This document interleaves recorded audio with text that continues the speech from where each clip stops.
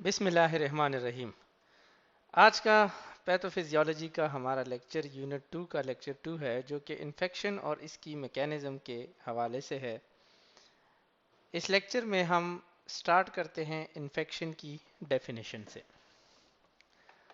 So infection may be defined as lodgement and multiplication of an infectious agent in the body, कि हमारे जिस्म के साथ किसी भी ऐसे पार्टिकल का कांटेक्ट में आ जाना और फिर वो अपना नंबर जब मल्टीप्लिकेशन के थ्रू बढ़ाता है, अपनी ग्रोथ करता है, जिसकी वजह से हमारे बॉडी में इन्फेक्शन होता है। इस प्रोसेस को हम इन्फेक्शन कहते हैं। सो एनी अटैचमेंट यानी lodgement and growth of an infection agent in the body is called infection. इसका मैकेनिज्म क्या है ये तो हम बहुत डिटेल में पढ़ेंगे, लेकिन यहाँ पे आपको स्लाइड पे नज़र आ रहा होगा कि it is the process through which micro organism cause disease involve several or all of the following stages. कि ये वो एक तरीक़ेकार है जिसमें जो जरासीम होते हैं वो बीमारियों का बायस बनती हैं, और जिसमें या तो मौजूदा जो यहाँ पे आपको स्टेप्स नज़र आ रहे हैं इसमें से कुछ या सारे स्टेप्स इन्वॉल्व होते हैं। और वो स्टेप्स कौन कौन से हैं? पहला नंबर है इनकाउंटर, दूसरा कॉलोनाइजेशन, तीसरा penetration, fourth spread and fifth damage. अब जो वो स्टेप हैं जिनको हमने डिटेल में पढ़ना है। इनकाउंटर का मतलब ये है कि पहली बार आमना सामना होना। So it is basically the initial contact with a given microbial species is critically important. जो हमारे पास पहला इनकाउंटर होता है, पहला कांटेक्ट होता है किसी भी जर्म के साथ, किसी भी जरासीम के साथ, वो बहुत ज़रूरी होता है कि वो बैक्टीरिया है, वायरस है, फंगस है या पैरासाइट है, और फिर वो कितने हद तक ख़तरनाक है, पोटेंट है, कौन कौन सी बीमारियां फैला सकता है, ग्राम पॉजिटिव बैक्टीरिया है या ग्राम नेगेटिव है। So depending on whether the source of infection, जो भी इसका सोर्स है, या तो ये एंडोजीनस हो सकता है, जो हमारे अंदर बॉडी के नॉर्मल फ्लोरा होता है, हमारे जिस्म में कुछ जर्म्स नॉर्मली भी होते हैं जो कि हमारे लिए बेनिफिशियल होते हैं, जैसे एच पाइलोरी हो गया, तो ये हमारे गट में, हमारे डाइजेस्टिव सिस्टम में एक ख़ास लिमिट तक ये बेनिफिशियल है, क्योंकि ये फूड को डाइजेस्ट करने में हेल्प करते हैं। लेकिन अगर ये इसकी आबादी, इसकी ग्रोथ उस लिमिट को क्रॉस कर जाए तो ये अल्सर कॉज करा सकती है और बहुत प्रॉब्लम गट में कर सकती है। इसी तरीके से हमारे यूरिनरी सिस्टम के साथ बहुत सारे ऐसे ऑर्गेनिजम्स हैं, फ्लोरा है, जो कि अटैच्ड है, और वो एक ख़ास लिमिट तक नॉर्मल होता है, तो ताकि वहाँ पे इन्वायरमेंट को एसिडिक रखे। लेकिन अगर वो एक ख़ास उससे बढ़ जाए तो वो यूटीआई कॉज करते हैं। या इसका मतलब है इंडोजीनियस, के हमारी बॉडी में जो नॉर्मल लिमिट में जो माइक्रो ऑर्गेनिज्म होते हैं उनको हम इंडोजीनियस कहते हैं। और अगर एक्सोजीनस की जहाँ तक बात करें तो ये वो ऑर्गेनिज्म होते हैं जो कि बॉडी से अलग बाहर के किसी सोर्स से हमारी बॉडी में दाखिल होते हैं और बीमारी कॉज करते हैं। सो बात सिंपल है कि हमारे पास दो मेन सोर्सेज हैं इन्फेक्शन के, ह्यूमंस और एनिमल्स से। जब हम इनकाउंटर की बात कर रहे हैं, या तो जानवरों से इन कांटेक्ट आ जाए या इंसानों का इंसानों से कांटेक्ट होके जर्म्स का तबादला हो और इन्फेक्शन हो। तीसरा जो इम्पॉर्टेंट है वो है इंसेक्ट से। जैसे कि हमारे पास मलेरियल पैरासाइट जो है वो मच्छरों से आता है, इसी तरीके से हमारे पास बहुत सारे ऐसे और इंसेक्ट्स हैं जो कि मुख्तलिफ बीमारियाँ कॉज करते हैं। और इन्वायरमेंट में हमारे पास लिविंग एंड नॉन लिविंग दोनों आ जाती हैं। सो इसमें हमारे पास ज़्यादातर जो केमिकल्स या एलर्जेंस, इस तरह की जो चीज़ें होती हैं जो इन्फेक्शन कॉज करती है, तो वो एक्सोजीनस आइटम्स में आता है। सो हमारे पास अब जो कांटेक्ट होता है इंसान का किसी भी बॉडी का माइक्रो ऑर्गेनिज्म के साथ, इसके कुछ मेजर रूट्स हैं जिनके ज़रिए ये माइक्रो ऑर्गेनिज्म इन कांटेक्ट आते हैं। एक तो है जो हमारी स्किन है, कांटेक्ट डायरेक्ट या इनडायरेक्ट।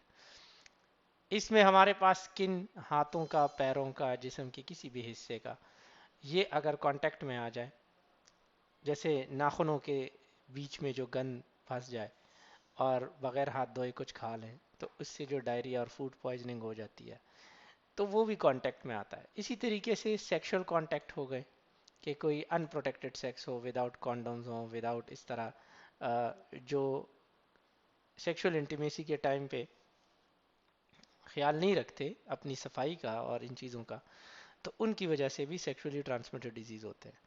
इसी तरीके से सॉफ्ट टिश्यू इन्फेक्शंस हो गए, या गनोरिया हो गया, जो फीमेल में इन कॉन्टेक्ट्स की वजह से बहुत कॉमन होता है।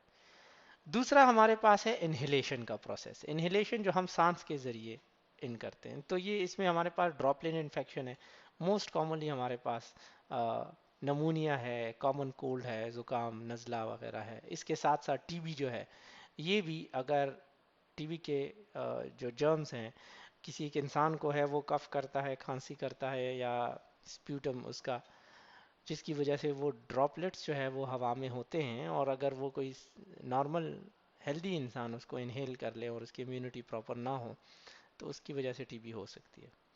इसी तरीके से तीसरा जो है वो इंजेक्शन का, जैसे मैंने बताया कि फीकल या ओरल रूट से, जिसमें हमारे पास अक्सर जो फूड पॉइजनिंग वाले होते हैं, तो हाथों की माउथ के ज़रिए जब हम खाना खाते हैं हाथों से, उसके ज़रिए, या फीकल रूट से हमारे पास जो है वो, अगर हमारे वॉशरूम्स वगैरह ये साफ़ ना हो, तो उससे भी हमें इन्फेक्शंस होते हैं। इनएकुलेशन मतलब ग्रोथ जो होती है, जैसे सड़कों पे ये फुजला जो होता है जानवरों का, घोड़ों का, गधों का, इस तरह के और जानवर जो होते हैं रास्ते में चलते हुए, तो उनकी जो फीसिस होते हैं उसमें अक्सर ऐसे जर्म्स होते हैं जो इन एरियाज में ग्रोथ करते हैं, या जो फिर रस्टेड आयरन होता है, तो उसमें हमारे पास काफ़ी जर्म्स जो है वो ऑक्सीडेशन का प्रोसेस में हेल्प आउट भी करते हैं और वो रहते हैं। जैसे टेटनस हो गया, तो अक्सर जो एक्सीडेंट होता है उसके बाद टेटनस इंजेक्शन लगाना इसीलिए ज़रूरी होता है, क्योंकि इन एरियाज में इन जैसे माइक्रो ऑर्गेनिज्म की ग्रोथ होती है। या फिर मलेरिया हो गया, कि अगर मच्छर ने काट लिया, तो वो एक जो पैरासाइट है वो जब बॉडी में जाता है तो लिवर में इसकी ग्रोथ होती है, और वो इनैकुलेशन के ज़रिए अपनी ग्रोथ बढ़ाता है, तो उसकी वजह से भी इन्फेक्शन हो सकता है। और कॉन्जेनिटल का मतलब यह है कि अगर तो जैसे मोरूसी भी हो सकते हैं। कॉन्जेनिटल टॉक्सोप्लाज्मोसिस जो है ये एक इन्फेक्शन है जो कि फीमेल में काफ़ी कॉमन है, और जिसकी वजह से अक्सर डिलीवरीज के मसले हो सकते हैं और मिसकैरेजेस होते हैं। पहला स्टेप हमने पढ़ लिया कि इनकाउंटर, कि आप किसी भी तरीके से, आप डायरेक्ट या इनडायरेक्ट किसी भी तरीके से आप जर्म्स के सामने कांटेक्ट में आ गए। इसके बाद दूसरा स्टेप जो शुरू होता है, that is called colonization. Colonization का मतलब यह है कि जब इनिशियल इनकाउंटर हो जाता है न्यू माइक्रोब स्पीशीज के साथ, जो हमारे पास एक बहुत शॉर्ट, अगर तो वो हमारी इम्यूनिटी स्ट्रांग है तो एक शॉर्ट लिव्ड कांटेक्ट होता है with in an external body surface पे, अगर हो बाहर जिस्म के किसी स्किन के हिस्से पे अटैच्ड हो, तो वो थोड़ी देर में उसकी डेथ हो जाती है या वो ख़त्म हो जाता है, वो इन्फेक्शन कॉज नहीं कर सकता। इस माइक्रो ऑर्गेनिज्म को सर्वाइवल के लिए और मल्टीप्लाई होने के लिए, अपना नंबर बढ़ाने के लिए एक लोकल कंडीशन चाहिए होती है, जिसमें मेनली हमारे पास टेम्परेचर और पीएच लेवल जो है वो इम्पॉर्टेंट है, ताकि इस कंडीशन में ये अपनी ग्रोथ कर सके, खुद को एक्स्टेब्लिश कर सके और अपना एक नई हैबिटेट बना सके, अपनी अपनी ग्रोथ कॉलोनी बना सके। So it most successfully compete against an established indigenous microbial and resist local defense mechanism। तो जब ये हमारे बॉडी में इस तरह का कोई ऑर्गेनिज्म जाता है, तो मोस्टली जो है ये हमारे जिस्म के अंदर जो माइक्रोबियल फ्लोरा है उसके अगेंस्ट ये फाइट करता है, उनको वीकन कर देता है, हमारे जो इम्यून सिस्टम है उसको वीकन कर देता है, और डिफेंस मैकेनिज्म के अगेंस्ट ये रेजिस्ट करते हुए अपनी कॉलोनीज बनाता है। Some species are capable of producing mycolytic enzyme to help them penetrate the layer of mucus coating internal body surface. कुछ हमारे पास माइक्रो ऑर्गेनिज्म एक ऐसे एंजाइम्स जिसको हम माइकोलाइटिक एंजाइम कहते हैं, वो एंजाइम्स रिलीज करते हैं ताकि वो हमारे जिस्म के मुख्तलिफ हिस्सों, टिश्यूज़ के ज़रिए, जिसमें म्यूकस हमारे मेन है, जो म्यूकस मेम्ब्रेन जो हमारे माउथ में है या हमारे यूरिनरी सिस्टम में है या बहुत सारी और जगहों पे है, जिसमें आसानी से वो जिस्म के अंदर ऑर्गन्स तक रसाई हासिल करते हैं। तो ये माइकोलाइटिक एंजाइम रिलीज करके खुद को पेनिट्रेट करते हैं, अंदर जाते हैं और फिर वो हमारे जिस्म के टिश्यूज तक अप्रोच हासिल करते हैं। Some species have specific adhesion, कुछ इनके पास ग्लू टाइप का एडहेसिव केमिकल होता है जो बाइंडिंग में हेल्प करता है रिसेप्टर्स के साथ। ह्यूमन सेल्स जो होते हैं उसमें डिफरेंट रिसेप्टर्स होते हैं, उनके साथ वो बाइंड हो जाते हैं, अटैच कर लेते हैं खुद को, और इन रिसेप्टर्स के ज़रिए वो फिर सेल के अंदर दाखिल हो जाते हैं और फिर वो इन्फेक्शन कॉज करते हैं। फॉर एग्जांपल गोनोकोकल पेलाई जो है, ये अटैचमेंट इसकी यूरिथ्रल एपिथेलियम के साथ अगर होती है तो ये अपना इन्फेक्शन वहाँ पे कर सकती है। इसी तरीके से इन्फ्लुएंजा हो गया, स्ट्रेप्टोकोकस नमूनिया हो गया, निसेरिया मेनिंजाइटिस जो कॉज करता है। ये हमारे पास आईजीजी ए प्रोटीएज एंजाइम रिलीज करते हैं, जो हमारे पास लोकली एक्टिव आईजी ए जो हमारे पास एंटीबॉडीज होते हैं उसको इनएक्टिवेट कर देता है उस म्यूकोजल सरफेस के जरिए, और अपने ये आईजीए प्रोटीएज रिलीज करता है, जिसकी वजह से ये जो सेल्स का और इम्यून सिस्टम का जो हमारा एंटीबॉडीज बनते हैं उसको स्टॉप कर देते हैं, उसको वीकन कर देते हैं और अपनी ग्रोथ आगे बढ़ाते हैं। So once established on a body surface, जब ये जिस्म के किसी हिस्से पे आ जाते हैं तो वहाँ पे ये कोशिश करते हैं कि अपनी कॉलोनीज आगे बढ़ाना शुरू कर देते हैं। तो या तो ये जिस्म के अंदर जाते हैं या फिर अपने हैबिटेट को इस्टेब्लिश करने के लिए ये फेवरेबल एनवायरनमेंट क्रिएट करने की कोशिश करते हैं या वहाँ तक एक्सेस हासिल करने की कोशिश करते हैं। सो कॉलोनाइजेशन तो चलती रहती है, लेकिन इसके लिए ज़रूरी यह है कि पेनिट्रेशन हो। एक ख़ास सरफेस को ब्रीच करके माइक्रो ऑर्गेनिज्म को ह्यूमन टिश्यू के अंदर इन्वेट करना लाजमी होता है ताकि वो वहाँ रहे और अपनी सर्वाइवल करें, टिश्यू या सेल से अपनी एनर्जी लें और अपनी ग्रोथ बाकायदा मेंटेन करें। इन केस ऑफ स्किन अगर हमारे पास बात की जाए तो बैक्टीरिया आमतौर पे इंटैक्ट सरफेस पे पेनिट्रेट नहीं होता, जब तक हमारी स्किन इंटैक्ट है, नॉर्मल है, उस पर पेनिट्रेट नहीं करता। इसीलिए इन्फेक्शन के लिए अक्सर हमारे पास ट्रॉमा, कोई ज़ख़म या सर्जिकल वाउंड या इस तरह स्किन की कोई क्रॉनिक डिजीज़ या फिर इस तरीके से किसी भी इंसेक्ट के बाइट करने की जो है वो एक पोटेंशियल चाहिए होता है कि वहाँ से वो ख़ुद को इन्वेट करें, इनसाइड जाएं, पेनिट्रेट करें और अपनी कॉलोनीज बना के अपनी ग्रोथ करें। हमारा रिस्पायरेटरी ट्रैक जो है वो कंटिन्यूसली एक्सपोज्ड है क्योंकि हम सांस लेते रहते हैं, जिसकी वजह से हमारे जो एयरबोर्न ऑर्गेनिजम्स हैं, जो आम तौर पे हवा में मौजूद जो माइक्रो ऑर्गेनिज्म है वो मौजूद होते हैं। सो ये इस हमारा जो अपर रिस्पायरेटरी ट्रैक है ये बेसिकली इन्फेक्शन के लिए बहुत ज़्यादा एक्सपोज्ड है। इसीलिए अल्लाह ताला ने हमारे रिस्पायरेटरी ट्रैक में मल्टीपल बैरियर्स लगाए हैं कि वो मुख्तलिफ जगहों पे इनको फिल्टर करें और ये माइक्रो ऑर्गेनिजम्स हमारे लंग्स और रिस्पायरेटरी सिस्टम में अंदर ना जा सके, उसको प्रोटेक्ट करें इस पार्टिकल के एक्सपोजर से। अगर आप देखें तो अपर रिस्पायरेटरी ट्रैक इन्फेक्शंस की जो हमारे पास प्रेवेलेंस है वो ज़्यादा है compare to the lower respiratory tract infection. जो कफ रिफ्लेक्स है अगर रिस्पायरेटरी ट्रैक में हम बात करें, या जो हमारे पास म्यूकोसिलरी एस्केलेटर है जो कि एक बैकअप प्रोवाइड करता है कि अगर तो फॉर एग्जांपल कोई एलर्जन्स या कोई माइक्रो ऑर्गेनिज्म जो कि इस तरह डिटेक्ट हो जाता है और उन फिल्टर्स को क्रॉस कर लेता है तो वो कफ रिफ्लेक्स या वो फिर इस तरह जो हमें छींक आ जाती है, ये इन पार्टिकल्स को जो हमारे रिस्पायरेटरी ट्रैक में इनहेल होने की कोशिश करते हैं ये इसको एक्सपेल कर देते हैं। और ये इन्फेक्टिव पार्टिकल्स जो है अगर तो ये इस चीज़ इन इन चीज़ों से एक्सपेल ना हो और फिल्टर ना हो तो ये एल्वेलाई तक अपनी एक्सेस हासिल कर लेते हैं और वहाँ पे इन्फेक्शन कॉज करते हैं। जहाँ पे रिस्पायरेटरी ट्रैक के अलावा हम अगर गैस्ट्रोइंटेस्टिनल ट्रैक की बात करें तो कुछ डिजीज़ जो है वो म्यूकोजल सरफेस को डैमेज कॉज करते हैं, क्योंकि ये अपने साइटोटॉक्सिन्स जो है वो रिलीज़ करते हैं और ये सेल के लिए टॉक्सिक होती हैं ये केमिकल्स।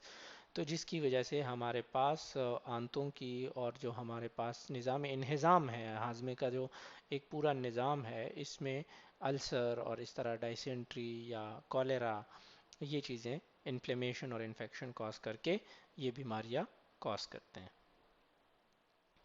तो पेनिट्रेशन एक किस्म का एक फर्स्ट जो है आपका इनकाउंटर हो गया। दूसरा जो है वो इसके साथ साथ आपका जो माइक्रो ऑर्गेनिज्म का है कॉलोनाइजेशन, और तीसरा जो स्टेप है दैट इज कॉल्ड पेनिट्रेशन। जब पेनिट्रेशन हो जाती है तो ये अपनी कॉलोनीज और बढ़ा देते हैं, अपनी ग्रोथ और बढ़ा देते हैं, और इसके साथ साथ ये खुद को फैलाते हैं जिसको हम स्प्रेड कहते हैं। स्प्रेड ऑफ इन्फेक्शन जो होता है, जब एक बॉडी के अंदर इन्वेडिंग माइक्रो ऑर्गेनिजम्स जो है वो एक या बहुत सारे और रूट्स हमारे बॉडी के हैं, इसके ज़रिए ये फैलता है बॉडी के अंदर भी और बॉडी से बाहर भी। तो हमारे पास जो डायरेक्ट एक्सटेंशन यानी इसका फैलाव जो होता है वो सराउंडिंग टिश्यूज़ जो होते हैं, वेन्स हो गए, लिम्फेटिक वेसल्स हो गए, इसके ज़रिए होता है। और जो सराउंडिंग टिश्यूज़ होते हैं इसमें माइक्रो ऑर्गेनिज्म एक बहुत इंपॉर्टेंट रोल प्ले करते हैं by active part in spread, खुद की फैलाव में। या तो वो इर्द गिर्द के जो सेल्स होते हैं उसको डिस्ट्रॉय करते हैं, या फिर जो है प्रोपल्शन करते हैं, मतलब बाहर निकल के टिश्यूज से और हमारे सर्कुलेटरी सिस्टम के साथ मिलके सिस्टमिक इन्फेक्शंस कॉज करते हैं। और इस फैलाव की वजह से जो हमारी बॉडी में डैमेज होता है तो वो वैरायटी ऑफ मेथड से, बहुत सारे तरीक़ों से ये डैमेज होता है, जिसमें हमारे पास कुछ बल्क इफेक्ट्स होते हैं, कुछ हमारे पास टॉक्सिन मेडिएटेड होते हैं कि मतलब टॉक्सिक केमिकल्स जो है वो रिलीज़ कर दिए, या फिर हमारा जो होस्ट सिस्टम है उसके फंक्शन में चेंज लेकर आ जाते हैं, नेगेटिव चेंज आ जाता है। और फिर इसकी वजह से हमारे पास जो होस्ट होता है, मतलब जो हमारी बॉडी होती है, जो इस इन्फेक्शन का गढ़ होता है, जब वो एक्टिव फॉर्म में आता है तो वो उसको रिस्पॉन्ड करती है ताकि उस इन्फेक्शन को मैनेज किया जा सके। बल्क इफेक्ट जो है, the sheer bulk of organism में ऑब्स्ट्रक्ट अ होलो ऑर्गन। जैसे अगर तो हेलमिंथिक इन्फेक्शन हो गया कि मतलब कीड़े जो है वो इंटेस्टाइन में बहुत ज़्यादा हो गए, तो वो उस पूरे इंटेस्टाइन को जो है ब्लॉक कर देते हैं। इसी तरीके से स्वेलिंग ऑफ इन्फेक्टेड टिश्यू जो है वो प्रेशर कॉज करती है जो हमारे पास इर्द गिर्द हॉलो ऑर्गन्स होते हैं, और जिसकी वजह से न्यूरोवेस्कुलर बंडल्स बनते हैं। दूसरा जो है वो है थ्रू टॉक्सिन्स। दो टाइप के टॉक्सिन्स आमतौर पे बैक्टीरियल इन्फेक्शन में हमारे पास बनते हैं। एक को हम एक्सोटॉक्सिन्स कहते हैं और दूसरे को एंडोटॉक्सिन्स कहते हैं। जो एक्सोटॉक्सिन्स हैं ये हीट लाइबल प्रोटीन होते हैं which are secreted by certain species of bacteria and diffuse readily into the surrounding medium. जो इर्द गिर्द का एरिया होता है उसमें हमारे पास ये फैलाव अपना करते हैं और ये इन्फेक्शंस कॉज करते हैं, क्योंकि ये जो एक्सोटॉक्सिन्स होते हैं ये हीट लाइबल होते हैं, मतलब जो हीट है उससे इफेक्ट, हीट लेबाइल प्रोटीन होते हैं, सॉरी। ये जो इसको हमारे पास कह सकते हैं कि ये जो प्रोटीन होते हैं तो उसको डीजेनरेट कर देते हैं। ये खुद भी प्रोटीन इन नेचर होते हैं और बाकी प्रोटीन को भी इस तरह ये डीजेनरेट करते हुए ये इन्फ्लेमेशन कॉज करते हैं और उस के बाद इन्फेक्शन बनता है। जो ये एक्सोटॉक्सिन्स हैं ये हाईली पोटेंट होते हैं, मतलब बहुत स्ट्रॉन्ग होते हैं अपने इफेक्ट में, और बहुत कम अमाउंट, माइन्यूट अमाउंट जो होती है उसकी, ये हमारे पास काफ़ी पॉइजनस यानी जहरीले किस्म के होते हैं जो कि सराउंडिंग टिश्यूज़ को और सेल्स को जो है उसको उसकी एप्रोप्टोसिस और नेक्रोसिस का बायस बनती है। जैसे हम कह सकते हैं कि 1 milligram of tetanus or botulinum toxin is sufficient to kill more than 1 million guinea pigs, and it has been estimated that 3 kilogram of botulinum toxin can kill all the inhabitant of the world. ये जो एक बोटेलिनम या tetanus जो toxin है, जहर है, ये इतने स्ट्रेंथ का या पोटेंट है कि अगर देखें तो 3 किलोग्राम बोtulinum टॉक्सिन अगर हो तो पूरी दुनिया की जो मखलूक है यहाँ इस दुनिया पे बसने वाली, तो उसको किल करने के लिए काफ़ी है। लेकिन खुदा ताला ने इसको भी कंट्रोल करने के लिए हमारे जिस्म में एक ऐसा मैकेनिज़्म बनाया है कि ये इसको कंट्रोल कर लेता है कुछ ना कुछ तरीके से। जो एंडोटॉक्सिन्स होते हैं ये हीट स्टेबल होते हैं, मतलब इन पे हीट का कोई इफ़ेक्ट नहीं होता, और ये भी प्रोटीन इन नेचर होते हैं। और हमारे पास ग्राम नेगेटिव बैक्टीरिया होता है, तो उनके सेल वॉल का ये एक इम्पॉर्टेंट पार्ट, इंटेग्रल यानी बेसिक पार्ट होता है एंडोटॉक्सिन्स जो है। ये याद रखें कि एंडोटॉक्सिन्स जो है ये बैक्टीरियल सेल से बाहर सिक्रीट नहीं होते, बल्कि they are released only by the disintegration of the cell wall. कि ये जो सेल वॉल है इसकी डिसरप्शन से, डिसइंटीग्रेशन के ज़रिए जो है ये रिलीज़ होते हैं, और ये लार्ज अमाउंट में ही हमारे पास एक्टिव फॉर्म में आते हैं। फॉर एग्ज़ाम्पल जो टेटेनोस्पाज्मीन है, जो टेटनस के उसमें बीमारी में रिलीज़ होता है, या बोtulinum टॉक्सिन्स जो है, जो बोटुलिज्म इसको कहते हैं, कोलेरा टॉक्सिन्स यानी कोलेरा के फॉर्म में जो हमारे पास एंडोटॉक्सिन्स रिलीज़ होते हैं, ये इन्हीं बीमारी में एंडोटॉक्सिन्स जो है, तो ये बोtulism हो गया, टेटनस, कोलेरा, डिphtheria में ये हमारे पास डिphtheria टॉक्सिन्स और कोलेरा टॉक्सिन्स और ये रिलीज़ होते हैं, लेकिन ये एंडोटॉक्सिन्स है। इनमें से कुछ बीमारियों में जैसे मैंने पहले बताया एक्सोटॉक्सिन्स भी रिलीज़ होते हैं, लेकिन वो डिपेंड करता है, बहुत कम अमाउंट में होते हैं। ये टॉक्सिन्स जो है हमारे पास जो ऑर्गन्स हैं, टिश्यू है या सेल है, इसके नॉर्मल फंक्शंस में चेंज लेकर आते हैं। जाहिर सी बात है, उनको वीक करके उनके फंक्शन को इम्प्रॉपर कर देते हैं अपनी इन्वेजन के ज़रिए, और फिर जो है वो सेल्स, टिश्यूज़ या ऑर्गन्स अपना काम सही तरीके से नहीं कर सकते। फॉर एग्ज़ाम्पल जब हमारे पास डायरिया हो किसी पेशेंट को, तो उनके बावल मोटिलिटी जो है वो बहुत बढ़ जाती है। इसी तरीके से कफ जो रिस्पायरेटरी ट्रैक में हमारे पास बहुत कॉमनली बार बार होता है, या स्नीज जो होती है हमारे पास रिस्पायरेटरी ट्रैक इन्फेक्शंस में।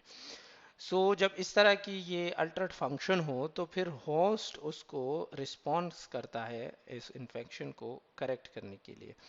तो ये होस्ट रिस्पॉन्स जो है ये इन्फ्लेमेटरी रिएक्शन की फॉर्म में ये जनरेट होता है, और इसमें फिर ये हमारे पास उसके बाद ह्यूमोरल या सेल मीडिएटेड इम्यून रिस्पॉन्स होता है, कि पहले तो बॉडी जो है एक इन्फ्लेमेटरी रिएक्शन कॉज करता है, जिसकी वजह से बॉडी के सर्टेन केमिकल्स रिलीज होते हैं, जो कि बॉडी को डिटेक्ट करने में हेल्प करते हैं कि इसको हमने सेल मीडिएटेड रिस्पॉन्स देना है, यानी सेल्स ने जो न्यूट्रोफिल्स और जो हमारे पास लिम्फोसाइट्स और इस तरह के जो सेल्स होते हैं, जो हमने लास्ट लेक्चर में बात की थी कि ये फेगोसाइटोसिस करते हैं, तो क्या सेल्यूलर रिस्पांस देना है या ह्यूमोरल रिस्पांस देना है, यानी एंटीबॉडीज का जो रिस्पांस आईजीए, आईजीजी, आईजीएम या इस तरह के एंटीबॉडीज जो है वो आके इस इन्फेक्शन के साथ फाइट करेंगे।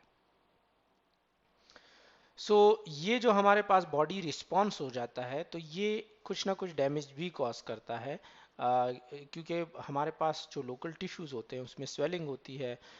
इसी तरीके से जो टिश्यूज़ होते हैं वो फ्रेजाइल हो जाते हैं, वहाँ पे मल्टीपल केमिकल रिएक्शंस हो रहे होते हैं, वहाँ पे एक कंटिन्यूस फाइट चल रही होती है, और जिसकी वजह से हमारे पास कुछ सेल्स डैमेज हो जाते हैं, तो पस भी बनता है, जो हमारे पास नेक्रोसिस के एक प्रोसेस का एक हमारे पास आउटकम है।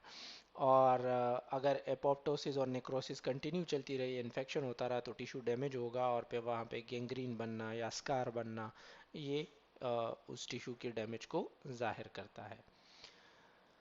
बात करेंगे हम स्टेजेस ऑफ इन्फेक्शियस डिजीज़ की, कि इन्फेक्शियस या जो वबाई अमराज होते हैं, तो जो हमारे पास इन्फेक्शन कॉज करते हैं, तो वो डिजीज़ कैसे फैलते हैं। तो देखिए उसके कुछ इंपॉर्टेंट स्टेजेस हैं, ये स्टेजेस बहुत इंपॉर्टेंट है, इसको समझना सबके लिए। कि सबसे पहले इंक्यूबेशन होती है, कि जब भी हमारे पास पहले इनकाउंटर हो, तो इनकाउंटर होने के साथ मतलब ये कि जब हमारे बॉडी में कोई माइक्रो ऑर्गेनिज्म कांटेक्ट में आता है, तो वो कॉलोनाइजेशन की कोशिश करते हुए पेनिट्रेट करता है बॉडी में, जैसे हमने लास्ट बात की। तो जब time of entrance of pathogen into body to appearance of first symptom. जो हमारे पास टोटल वक्त होता है कि एक माइक्रो ऑर्गेनिज्म बॉडी के साथ कांटेक्ट में आया और जिस कांटेक्ट की वजह से उसमें जो है अलामात पैदा होना शुरू हो गए, तो ये जो टोटल टाइम होता है तो इसको हम इंक्यूबेशन पीरियड कहते हैं। इस दौरान जो है हमारे पास जो पैथोजेंस होते हैं, जो बीमारी फैलाने का बायस बनने वाले जरासीम होते हैं, वो ग्रोथ करते हैं और मल्टीप्लाई होते हैं। तो इस पीरियड को इंक्यूबेशन पीरियड कहते हैं। दूसरा जो है वो प्रोड्रोम कहलाता है। प्रोड्रोमल फेज जो है ये वो फेज है या वो टाइम पीरियड है जिसमें हमारे पास the onset of non specific symptoms, आमतौर पे हमारे पास स्पेसिफिक जो जिससे हमें एग्जैक्ट बीमारी का पता नहीं चलता कि ये बीमारी है क्या चीज़। जैसे हमें अगर फीवर है या फिर थकावट है या फिर इस तरह बदन में दर्द हो रहा है, सुस्ती है, तो ये कुछ ऐसी चीज़ें हैं जो इंसान को जाहिर होने नहीं देता कि उसको कोई बीमारी है। अब बीमारी का ख़ास पता इन अलामात से नहीं चलता। तो इन आम अलामात से लेकर ख़ास अलामात के शुरू होने तक जब हमारे पास जो टाइम पीरियड होता है उसको हम प्रोड्रोमल फेज कहते हैं या प्रोड्रोम कहते हैं। जैसे किसी को अगर कॉलेरा और डायरिया होगा तो वो पहले जो है ना उनको जो है वो पेट में थोड़ा बहुत दर्द या फिर इस तरह थोड़ा बुखार, पसीना आना, ये शुरू होगा। तो ये नॉन स्पेसिफिक सिम्टम्स हैं। लेकिन जब उनको जो है वो दस्त और कै आना शुरू हो जाए, जब उनको वोमिटिंग और डायरिया और ये सारी चीज़ें शुरू हो जाए, तो ये फिर स्पेसिफिक सिम्टम्स हैं गैस्ट्रोएंटराइटिस के। तो प्रोड्रोम के फेज के बाद हमारे पास इलनेस फेज शुरू होता है, जो बीमारी का एक्टिव फेज होता है। और ये वो टाइम है जिसमें हमारे पास आमतौर पे चाहे बच्चे हों या बड़े हों, ये हमारे पास इन्फेक्शियस से डिजीज़ से रिलेटेड जो भी ख़ास इन्फेक्शन की बीमारी होती है उससे रिलेटेड ख़ास अलामत, स्पेसिफिक सिम्टम्स जो है वो शो करें, दैट इज़ कॉल्ड इलनेस। और इलनेस के दौरान फिर बॉडी इम्यून रिस्पॉन्स देती है, और ये इम्यून रिस्पॉन्स अगर सक्सेसफुल हो तो फिर हमारे पास जो कन्वल्सेंस का फेज़ होता है वो होता है जिसमें वो एक्यूट सिम्टम्स जो शुरू हो चुके होते हैं, वो सिम्टम्स, स्पेसिफिक सिम्टम्स शुरू होने के बाद जब सिम्टम्स बॉडी के इम्यून रिस्पॉन्स के जनरेट होने के बाद डिसअपियर होता जाते हैं, जैसे कि अगर तो दस्त और कै जो है वो बंद हो जाता है, तो ये जो बीच का टाइम पीरियड है इसको हम कन्वल्सेंस फेज कहते हैं, क्योंकि इसमें हमारे पास वो डिजीज़ नॉर्मलाइज होने की तरफ शुरू हो जाती है, मतलब वो जो नॉर्मल हेल्थ पैटर्न है उसकी तरफ आना शुरू हो जाती है। सो नेचर ऑफ इन्फेक्शन की अगर हम बात करें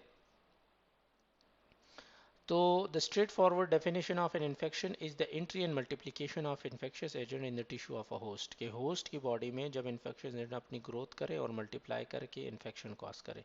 या दूसरे अल्फाज में हम कह सकते हैं कि जब बैक्टीरिया, एक गुड बैक्टीरिया होता है एक बैड होता है। गुड बैक्टीरिया वो होता है जो हमारा नॉर्मल फ्लोरा एक खास लिमिट में बॉडी में होता है, अगर तो वो अपने लिमिट से ओवर ग्रो करे, या बैड बैक्टीरिया हमारी बॉडी में आके ग्रोथ कर ले और वो उसकी वजह से जो डिजीज़ होती है दैट इज़ कॉल्ड इन्फेक्शन।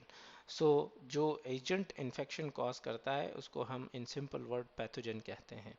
सो ये हमारे पास एक चेन ऑफ इन्फेक्शन है which is very very important to understand, कि हमारे पास एक इन्फेक्शियस एजेंट होता है और फिर हमारे पास उसका एक ख़ास रिजर्वायर होता है, कि कोई भी इन्फेक्शियस एजेंट जहाँ पे स्टे करता है वो उसका रिजर्वायर होता है। फिर वो इन्फेक्शियस एजेंट बीच में आ जाता है और वो जब रिलीज होके ससेप्टेबल होस्ट के पास जाता है कि वो जिसमें इन्फेक्शन कॉज कर सके। ससेप्टेबल होस्ट के पास एक पोर्टल ऑफ एंट्री होती है, एक ऐसी जगह होती है जो इस इन्फेक्शन एजेंट को ये प्रोवाइड करती है या उसके पास मौका होता है कि इस जगह से वो एंटर हो जाए, और जिसकी वजह से फिर मोड ऑफ ट्रांसमिशन इनका डिफाइन होता है।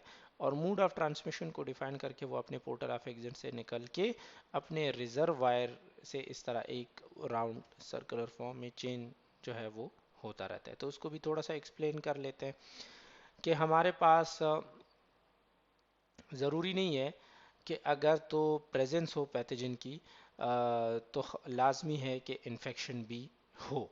कुछ लोगों में हमारे पास जो है, कुछ ह्यूमंस में ऐसे है कि उनमें हमारे पास वो पैथोजन होते हैं उनमें कोई एक्टिवली इन्फेक्शन कॉज नहीं करते, चाहे एनिमल्स हो या ह्यूमन हो, क्योंकि उनकी बॉडी उनके साथ जो है वो एज अ होस्ट अच्छे ताल्लुकात उनके होते हैं, तो वहाँ पे वो उसको फेवरेबल इन्वायरमेंट प्रोवाइड करते हैं। बहुत सारे ऐसे जानवर हैं जिनमें ऐसे जर्म्स होते हैं जो कि वो जर्म्स उन जानवरों में वो इन्फेक्शन तो कॉज नहीं करता, लेकिन अगर वो बाहर आते हैं अपने साइकिल के जो तमाम एलिमेंट है उसको फॉलो करते हुए, तो वो फिर आगे जाके जो ससेप्टेबल होस्ट होते हैं, जिन जिन जगहों पे वो अपना इन्फेक्शन बना सकते हैं, तो वो इन्फेक्शन कॉज करते हैं। सो बेसिकली जो हमने 6 element of in the chain of infection की हमने बात की, तो ये उसी से रिलेटेड है। सबसे पहले ये है कि हमारे पास एक इन्फेक्शियस एजेंट होगा, एक ऐसा पैथोजन होगा जो कि डिजीज़ कॉज कर सकता है। जितनी हमारे पास इस पैथोजन की वायरुलेंस यानी वो एबिलिटी कि जिसमें वो खुद को ग्रो करे और मल्टीप्लाई करे, कि जो भी जर्म्स जितना आसानी से ग्रोथ कर सकता है, जितनी आसानी से वो मल्टीप्लाई होता है, इतना वो वायरुलेंट होगा, वो बीमारी आसानी से फैला सकेगा। इन्वेजिवनेस का मतलब ये है कि जितना वो स्ट्रॉन्ग होगा कि वो बॉडी के टिश्यूज़ के अंदर चला जाए, होस्ट के, या जिनको वो इन्फेक्शन ससेप्टेबल होस्ट की जब हम बात करें कि जिनमें वो इन्फेक्शन कॉज कर सकते हैं, तो वो इतना जल्दी इन्फेक्शन कॉज करेगा। और इसके साथ साथ पैथोजेनिसिटी की हम बात करें कि ये अपना डिजीज़ कॉज करे, तो वो इसकी पोटेंसी की अगर हम बात करते हैं तो दैट इज़ कॉल्ड पैथोजेनिसिटी। सो ये अपना इन्फेक्शंस कॉज करेगा। इसमें हमारे पास मेनली बैक्टीरिया, वायरसेस, फंगस और पैरासाइट्स आते हैं। रिजर्वायर वो प्लेस होता है जिसमें माइक्रो ऑर्गेनिज्म स्टे करता है और ख़ुद को रिप्रोड्यूस करता है, अपनी नस्ल बढ़ाता है, अपनी आबादी बढ़ाता है। फॉर एग्जांपल माइक्रो ऑर्गेनिज्म जो है जो इंसानों में होते हैं, जानवरों में होते हैं, या इन एनिमेट यानी मुर्दा ऑब्जेक्ट्स में होते हैं, जैसे हमारे पास पानी में कुछ जर्म्स होती हैं, या टेबल टॉप होटलों के जो और घरों में भी और ओपन एनवायरनमेंट में जो टेबल टॉप्स होते हैं, या डोर नॉब्स जो होते हैं जिनमें हर एक को का हाथ उन पे लगता है, तो उसमें ऑलरेडी हमारे पास जो है ये एज अ रिजर्वायर इसलिए काम करते हैं कि इसमें बहुत सारे जर्म्स जो है वो मौजूद होते हैं, जो कि एक इंसान से दूसरे इंसान को जो है वो ट्रांसफ़र होते हैं। Portal of exit in reservoir की वो जगह है जो जिनसे माइक्रो ऑर्गेनिज्म जो है अपने रिजर्वायर को छोड़ते हैं। तो माइक्रो ऑर्गेनिज्म अपने रिजर्वायर को छोड़ते हुए इंसानों में अगर हो, अगर एनिमल में हो, तो नोज़, माउथ और के ज़रिए ज़्यादातर, जैसे स्नीज़र कफ के ज़रिए जो है वो रिलीज़ होती हैं, अपने रिजर्वायर को छोड़ते हैं, जैसे नमूनिया के हैं या बैक्टीरिया वो टीबी के जर्म्स जो है, या फिर जो है वो फिर बॉडी सरफेस के ज़रिए जैसे अटैच होते हैं, जैसे स्किन पे डोर नॉब से हमारे पास होते हैं, या फिर हमारे पास carried away from the body by faeces, जो कि हमारे फुजले के ज़रिए जो है वो बॉडी से दूर चले जाते हैं। अक्सर जो गैस्ट्रोइंटेस्टिनल ट्रैक के जो जर्म्स होते हैं वो इसके ज़रिए होते हैं, इन्फेक्टेड बावल के ज़रिए। तो फिर इनकी डिपेंड करता है कि मूड ऑफ ट्रांसमिशन क्या है, ये किस तरह अपना फैलाव बरकरार रखते हैं, तो उसको हम मूड ऑफ ट्रांसमिशन कहते हैं। जिस तरह हमारे पास माइक्रो ऑर्गेनिज्म एक जगह से दूसरी जगह, आमतौर पे अस्पतालों में देखें तो हेल्थ केयर वर्कर्स जो होते हैं, एक मरीज़ को अगर उन्होंने हाथ लगाए जो इन्फेक्टेड हो और वो हाथ नहीं धो के दूसरे मरीज़ के पास जाए जिनको इन्फेक्शन ना भी हो, तो वो एक मरीज़ से दूसरे मरीज़ में वो इन्फेक्शन उन अपने हाथों के ज़रिए ट्रांसमिट करते हैं। तो ये कांटेक्ट ट्रांसमिशन के ज़रिए जो है हमारे पास इनका मोड ऑफ ट्रांसमिशन है। फिर जो ससेप्टेबल होस्ट होता है तो उनमें पोर्टल ऑफ एंट्री होती है जिसके ज़रिए वो माइक्रो ऑर्गेनिजम्स जो है वो अपनी एंट्री मेक श्योर करते हैं। सो हमारे पास बॉडी ऑरिफिसेस जो है, जो हमारे जिस्म पे मुख्तलिफ ऐसे जगह हैं जिनमें सुराख है, जो हमारे इंटरनल बॉडी की तरफ एक्सेस जिनको मिल सकता है। ये म्यूकस मेम्ब्रेन जो है, जो हमारे माउथ में है, या हमारे इंटेस्टाइन जो जीआईटी में है, या हमारे पास यूरिनरी ट्रैक में है, या कोई इस तरह ब्रेक इन द स्किन हो, कोई ज़ख़म वगैरह हो, तो ये ऐसी जगह हैं जिससे ज़रिए इन माइक्रो ऑर्गेनिज्म को एंट्री का पॉइंट मिल जाता है, that is called portal of entry. फिर वो जो होस्ट आ जाता है वो बॉडी जो माइक्रो ऑर्गेनिज्म को रेजिस्ट नहीं कर सकती और जिसमें माइक्रो ऑर्गेनिज्म इन्वेट कर लेते हैं, मल्टीप्लाई होते हैं और वो फिर वहाँ पे इन्फेक्शन कॉज कर लेते हैं, दैट इज कॉल्ड होस्ट या ससेप्टेबल होस्ट। तो ये अपनी एंट्री मेक श्योर करते हैं, वहाँ उनके इम्यून सिस्टम को रेजिस्ट करते हैं और वहाँ अपनी ग्रोथ मेंटेन रखते हुए इन्फेक्शन कॉज करते हैं। So an infection will only develop if this chain stay intact. हमारे पास किसी भी मोमेंट पे अगर ये चेन ब्रेक हो गया कि हमने जो है मोड ऑफ ट्रांसमिशन में हेल्थ केयर वर्कर ने ये कर लिया कि एक मरीज को टच किया और दूसरे को टच करने से पहले उन्होंने हैंड वॉश कर लिया, तो ये चेन ऑफ इन्फेक्शन ब्रेक हो गया। तो ये इन्फेक्शन का फैलाव हम इस तरीके से रोक सकते हैं कि किसी भी मोमेंट पे अगर हम किसी भी स्टेज पे इस चेन ऑफ इन्फेक्शन को ब्रेक कर लें तो हमारे पास इन्फेक्शन का फैलाव नहीं होगा। इन्फेक्शन, जैसे हमने इन्फ्लेमेशन की बात की थी तो उसके भी कुछ अलामात थे, तो इन्फेक्शन के भी जो हमारे पास नॉन स्पेसिफिक सिम्टम्स हैं वो इसमें हमारे पास रेडनेस है कि जिस एरिया में इन्फेक्शन होगी वो रेडनेस वहाँ पे होगी, स्वेलिंग होगी, टेंडरनेस होगी, वहाँ टिश्यू स्वेलिंग होगी, वहाँ पे चूंकि मेटाबॉलिक और केमिकल एक प्रोसेस चल रहा होता है रिएक्शंस का, तो वो बाकी जिस्म के टिश्यूज़ की निस्बत वो जगह गर्म होगी। वहाँ से हो सकता है कुछ ड्रेनेज भी हो, कुछ लीकेज भी हो, जहाँ वहाँ पे जो है केमिकल्स रिलीज होते हैं तो वहाँ पस भी क्रिएट हो सकता है। इंटरनली कुछ जो हमारे पास प्लाज्मा एक्सुडेट्स हैं वो भी बन सकते हैं। और जो आम तौर पे हमारे पास अगर खुला ज़ख़म हो तो रेड स्ट्रीक्स बन जाते हैं वोंट पे, सुर्ख सुर्ख जो है वो दागे की तरह बन जाते हैं। सो ये नॉन स्पेसिफिक सिम्टम्स हैं कि इन्फेक्शन चल रहा है। अब उसकी स्पेसिफिक सिम्टम्स के लिए फिर वो एक्टिव स्टेज और वो जो हमारे पास बॉडी की जो इलनेस स्टेज है वहाँ पे पता चलता है कि ये इन्फेक्शन कौन से सिस्टम का है या कौन से ऑर्गन का है और कौन से डिजीज़ है, जिसके ज़रिए हम फिर उसको डिफ्रेंशिएट कर सकते हैं। सो हमारे पास जो इन्फेक्शन के क्लिनिकल साइन एंड सिम्टम्स हैं उसमें हमारे पास लोकल साइंस आते हैं, सिस्टमिक साइंस आते हैं। लोकल साइंस वो होते हैं जो कि उस लोकल ऑर्गन में हमारे पास होते हैं, जैसे इन्फ्लेमेशन हो गया, यानी अगर किसी को नमूनिया है तो सांस की बीमारी के दौरान उनको कफ होती है, उनको सांस में तकलीफ होती है क्योंकि इनका एयरवे ट्रैक जो है वो स्वोलन हो जाता है। या इस तरीके से प्रूलेंट एक्सुडेट्स बनते हैं, बैक्टीरियल इन्फेक्शन जो हो या सिरिस एक्सुडेट बनते हैं अगर वायरस हो। प्यूरुलेंट का मतलब जिसमें पस हो, जिसमें पीप हो, जो ग्रीन कलर का आम का होता है, तो वो बैक्टीरियल इन्फेक्शन होते हैं। जबकि वायरल इन्फेक्शन जो होते हैं तो उसमें हमारे पास सिरस एक्सुडेट होते हैं, वाइट कलर के, जो हमारे पास रेशा बन जाता है या इस तरह। जैसे वायरल नमूनिया हो तो उसमें वाइट कलर का कफ आमतौर पे देखा जा सकता है, और जो बैक्टीरियल नमूना हो तो उसमें हमारे पास पीप के शक्ल में जो ग्रीनिश स्प्यूटम होता है वो होता है। या इसके साथ साथ अंदर ही अंदर जिस ऑर्गन में ये इन्फेक्शन हो तो वहाँ पे टिश्यू नेक्रोसिस होती है क्योंकि वो टिश्यू में सेल डैमेज चल रही होती है, तो सेल डैमेज जो है नेक्रोसिस कॉज करती है। लिम्फोडेनोपैथी होती है, जो सराउंडिंग लिम्फ नोड्स होते हैं तो वो स्वोलन हो जाते हैं क्योंकि वहाँ पे हमारे पास जो एक्टिविटी है इन्फेक्शन को कंट्रोल करने के लिए, जो एक फौज बनती है in the form of humoral या सेल मेडिएटेड रिस्पॉन्स, तो वो लिम्फेटिक टिश्यूज़ में होती है। तो इस वजह से लोकल साइंस में लिम्फ नोड की स्वेलिंग होना ये जाहिर करता है कि लिम्फोडेनोपैथी है। और अगर फिर हम बात करें, जैसे अभी हमने स्पेसिफिकली नमूनिया की बात की, तो रेस्पिरेटरी इफ़ेक्ट्स जो आते हैं, कफ हो गया, स्नीज़ हो गया, या हमारे पास डिफ़िकल्टी इन ब्रीदिंग हो गई, तो ये कुछ लोकल साइंस हैं जिनको हम देख सकते हैं। शैलो ब्रीदिंग हो गई, तो ये हमारे पास लोकल साइंस है। सिस्टमिक साइंस में जो आम तौर पे पूरी सिस्टम के ज़रिए हमें दिखती है, एक तो यह है कि बॉडी मेटाबॉलिक रेट बढ़ जाता है, तो उसमें हमारे पास आम तौर पे फीवर हो जाता है क्योंकि बॉडी की हीट प्रोडक्शन कैपेसिटी बढ़ जाती है, हीट ज़्यादा प्रोड्यूस होता है बेसल मेटाबॉलिक रेट बढ़ने की वजह से। इसी तरीके से थकावट होती है क्योंकि वो सारी एनर्जी बॉडी में हमारी जो है वो ज़्यादातर उस इन्फेक्शन को कंट्रोल करने में लग जाती है, तो उसकी वजह से फटीग यानी थकावट की फीलिंग आती है, सर दर्द होना या उल्टी मतली वगैरह होना। तो ये सिस्टमिक साइंस हैं जो कि बाकी सिस्टम्स के इन्वॉल्व होने की वजह से इसके साथ आते हैं। अच्छा, ये बात याद रखें कि साइंस एंड सिम्टम्स में फ़र्क क्या है।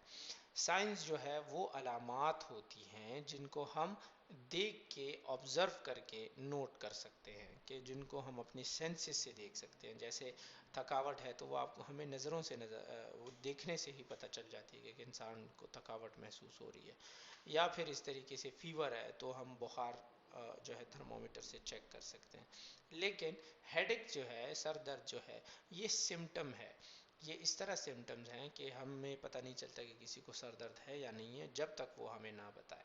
इसी तरीके से मतली होना, नौजिया होना, वो हमें किसी के बताने से ही पता चलेगा। सो सिम्टम्स वो होते हैं जब हमें उनके बारे में वो इंसान जिस पे वो गुजर रही होती है या जिनको वो महसूस हो रही होती है वो अलामत, तो वो हमें खुद बताए, वो सिम्टम्स कहलाती है। जबकि साइंस जो है वो हम ऑब्जर्व कर सकते हैं, that is objective in nature. आमतौर पे इन्फेक्शन को कंट्रोल करने के लिए हमारे पास कुछ स्ट्रेटजीज़ होती हैं जिसमें हम घरों में, कम्युनिटीज़ में इस तरह इन स्ट्रेटजीज़ पे अमल करके बहुत अच्छे से अपनी ज़िंदगी आरामदेह बना सकते हैं।